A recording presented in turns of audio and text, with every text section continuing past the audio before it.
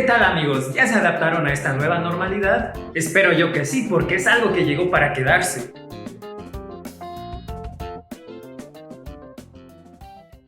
A más de un año de la contingencia mundial, muchos de ustedes ya están más que adaptados. Ya se acostumbraron a saludar de lejitos. Sus extravagantes cubrebocas ya forman parte de su personalidad. Ya se resignaron a hacer el doble de trabajo por el mismo sueldo. O el mismo trabajo por la mitad de sueldo. O a trabajar sin sueldo. Pero el hecho de que nos hayamos adaptado a ciertas situaciones no quiere decir que a nivel psicológico todo esté ok. Algunos de ustedes o de sus familiares son sobrevivientes de la enfermedad respiratoria. Otros no. Otros lamentablemente sufrieron pérdidas irreparables. Yo, por ejemplo, perdí la cordura. A lo que quiero llegar es que, más allá de la enfermedad, la sociedad se ha tenido que enfrentar a nuevos desafíos en el ámbito psicológico. Por ejemplo, que tengas que saludar de lejitos o por medio de una pantalla. Nos hace falta el contacto humano, la cascada de oxitocina resultado de un buen abrazo. Dato interesante, la oxitocina, también llamada hormona del apego, además de sus efectos a nivel afectivo, tiene efectos a nivel anorexigénico. Es decir, te puede ayudar a adelgazar. Lo que me hace preguntarme, si los gorditos recibieran más abrazos, ¿adelgazarían? Comenta acá abajo tu opinión sobre esto. Regresando a los efectos psicológicos y sociales de esta pandemia, ¿quién iba a pensar que llegaría el día en el que las personas no pudieran despedirse adecuadamente de sus familiares fallecidos? Es decir, unas horas después de fallecer los creman y ya, dejan de existir en este mundo. ¿Qué clase de duelo es ese?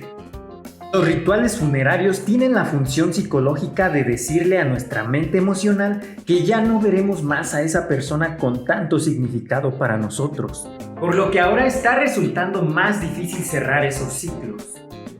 Comenta acá abajo tu opinión sobre esto.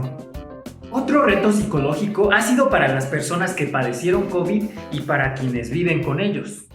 En esta ocasión me di a la tarea de recopilar algunos testimonios de gente que padeció la enfermedad directa o indirectamente, para compartir con ustedes esas experiencias de vida. Voy a cambiar los nombres reales para mantener la privacidad, ya que es un tema un poco delicado.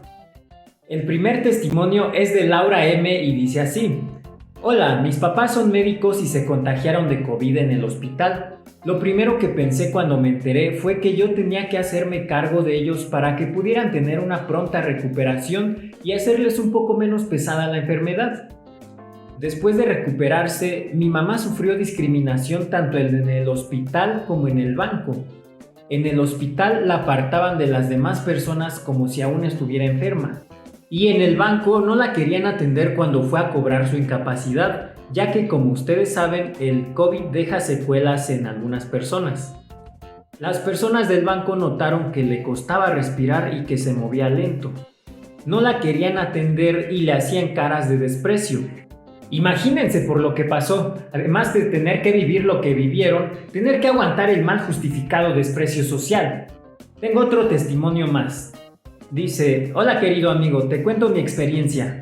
Cuando mi mamá se enfermó, la tuvimos que llevar a un hospital privado porque en toda la ciudad ya estaban saturados los hospitales, pero ni siquiera ahí habían camas para poder atenderla adecuadamente, así que la querían mandar de regreso a su casa, que es mi casa, que también es tu casa.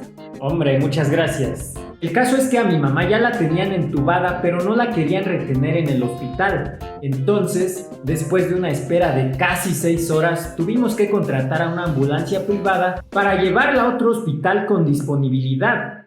Pero hasta eso nos fue bien, porque un conocido de mi hermana lo tuvieron 12 horas esperando por una ambulancia. ¡12 horas!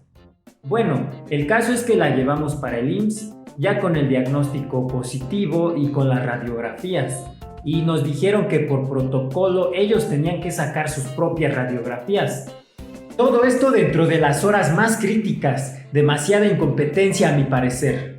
Y por si eso fuera poco, una enfermera de ahí le dijo a mi hermana que se despidiera de mi mamá, porque lo más probable era que ya no la iba a ver. Súper sensible la enfermera, ¿no?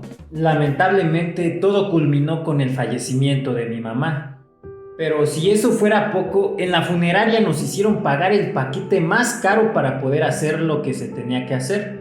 Prácticamente nos cobraron el doble de lo que debió haber sido, por lo que ahora un abogado está revisando el contrato que firmamos con la funeraria para poder tomar acciones legales. Fue una experiencia desagradable, me imagino que a muchos les pasó así también. Imagínense la incertidumbre y el sufrimiento de ver a tu mamá o a tu esposa grave y encima de eso, tener que lidiar con asuntos burocráticos. Ustedes me dirán, bueno, ante una situación de emergencia, las instituciones deben apegarse a sus protocolos para salir bien librados. Y yo les contesto, sí. Pero ante todo, debería prevalecer el sentido humano y la empatía de, por ejemplo, si viene una persona grave y ya trae los estudios necesarios, aunque realizados en otro hospital, atenderla cuanto antes. O evitar lucrar de más con la pena y el dolor ajeno. Bueno, eso es lo que pienso yo, habrá quien opine distinto. Y para no hacer más largo el video, hasta aquí le dejamos.